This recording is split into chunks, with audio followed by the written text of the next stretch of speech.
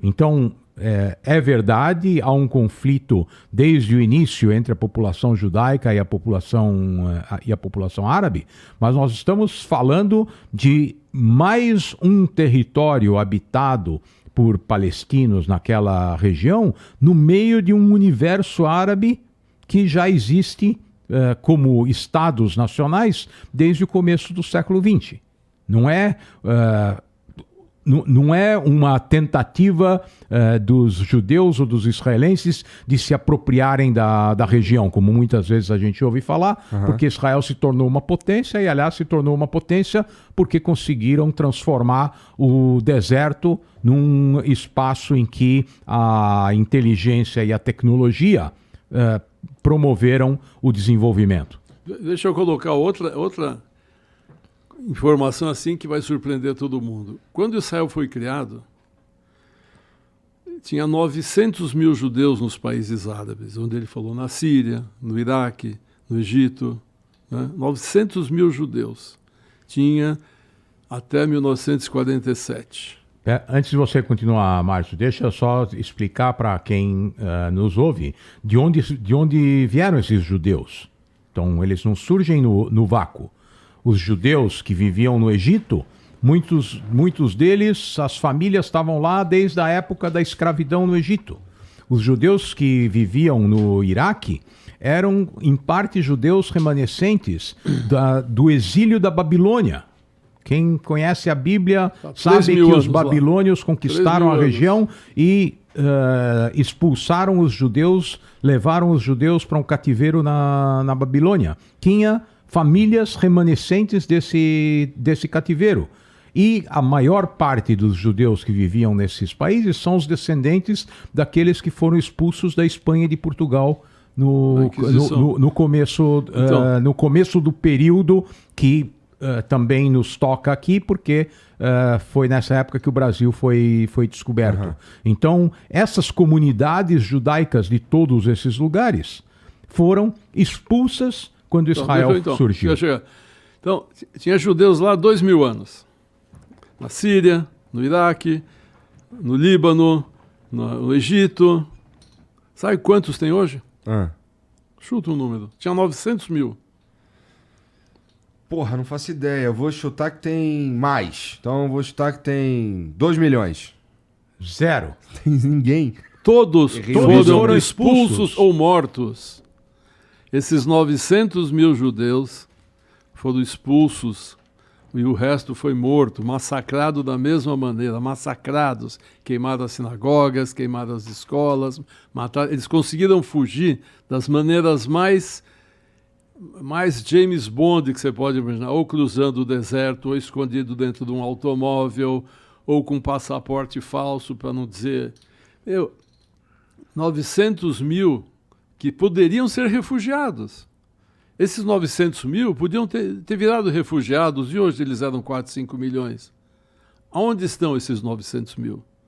Tem no Brasil, nos Estados Unidos, no Canadá, na Austrália. Não, mas a maioria absoluta está em Israel. Um país que foi criado com todas as dificuldades, com toda a impossibilidade de manter os seus habitantes, e apesar disso, quando Israel é criado em 1948 com 600 mil habitantes judeus, eles recebem 900 mil refugiados. É como se chegasse aqui no Brasil 300 milhões de refugiados então, hoje. Ninguém fala que os árabes expulsaram os judeus. Isso ninguém fala. Ninguém fala que quando Israel foi criado, os árabes expulsaram todos os judeus ou iam ser mortos. E tem uma operação no Iraque que aconteceu, que fizeram uma ponte aérea de Bagdá para Chipre. Os aviões saíam atolados de judeus, 110 mil judeus, 120 mil judeus do Iraque, tiveram que sair em poucas semanas. Por que eles iam para Chipre? Porque teve um acordo entre o governo corrupto do Iraque, olha, para Israel eles não podem ir. Então, fingiam que iam para Chipre, de Chipre um outro avião levava eles para Tel Aviv. Mas deixaram no Iraque as suas casas, os seus negócios, a sua vida. No Egito, seus recursos, as suas roupas, os seus móveis. Tudo ficou. Tudo, foram cada um, não tinha lugar nos aviões para levar nada. Essa cena que a gente viu agora do Afeganistão, daquele avião, loucamente sem cadeira, sem nada, lotado de pessoas fugindo, isso aconteceu no Iraque.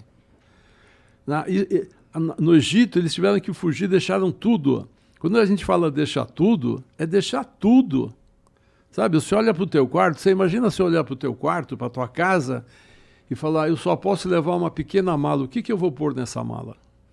O que eu vou pôr nessa mala? As fotos dos meus pais, uma recordação de infância, porque é a única coisa que eu vou levar. Às vezes uma Bíblia. Sabe? Entendi. Agora ninguém fala dessa expulsão. Só que Israel não expulsou os árabes daquela região. Israel não expulsou, eles estão lá. Tanto que hoje tem o quê? 1,5 milhão. Estão lá. Outra coisa... Fazem parte, inclusive, do governo também, não é? Sim.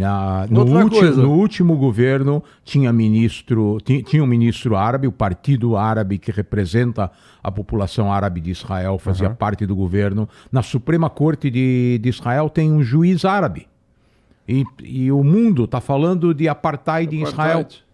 Olha, tem uma apresentadora de um dos principais programas da televisão é árabe, uma das cantoras mais famosas em Israel é árabe. Policiais árabes armados em todas as áreas. Isso é apartheid? Se você entrar numa farmácia em Israel, eu moro 6 meses por ano em Israel.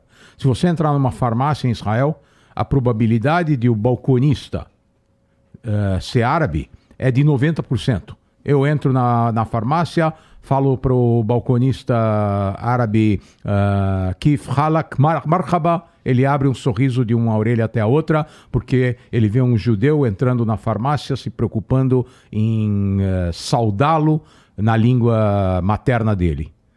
Então, se você mora no norte de Israel, onde está a maior parte da população árabe, se você for num hospital, a probabilidade de o médico ser árabe é enorme. Se teus pais estão numa casa de repouso, num local que precisa de cuidado médico, a maioria dos atendentes vão ser árabes. Os salva-vidas da piscina da Universidade de Tel Aviv, a maioria deles são árabes. Então as pessoas não têm ideia do que acontece em Israel. A imprensa construiu uma mentira, né? Um grupo político comprou essa mentira e divulga como se isso fosse a grande verdade. Eu vou te falar outra coisa. Tem dezenas de mesquitas em Israel. Sabe quantas sinagogas tem no país árabe? Vou chutar também, hein? 0. Sabe quantas igrejas tem no país árabe? Eu não sei. Fala para ele quantas tem. Praticamente não tem. Eles não aceitam outras religiões. O Islã, ainda que reconheça os judeus e os cristãos como os povos do livro, eles acham que Maomé é o final de um processo em que Moisés e Jesus são profetas anteriores, mas Maomé tem que ser reconhecido como o final desse processo. Só Alá é Deus e Maomé é seu profeta.